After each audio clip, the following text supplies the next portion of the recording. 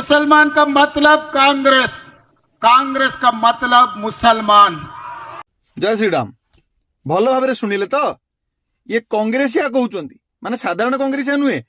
तेलंगानार कांग्रेस मुख्यमंत्री रेवंत रेड्डी एक कथा कहते जे मुसलमान माने कांग्रेस आ कांग्रेस माने मुसलमान।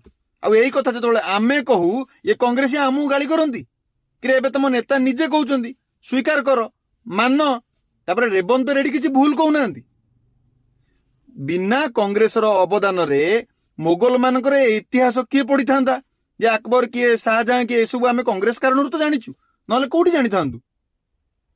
तापरे आमे माने भूलिबा ठीक हबनी जे ये सही कांग्रेस जे आपातकालीन परिस्थिति सृष्टि करी एमरजेंसी लगेई भारतीय संविधान रे जबरदस्ती सेकुलर शब्द को पुरई थिला। तेणुक किए कहि परिबो जे काली जदि माने क्षमतार असंती पुणी थर आपातकालीन परिस्थिति लगेई भारतीय संविधान रे भारत एक इस्लामिक राष्ट्र बोली लेखाई न देबे।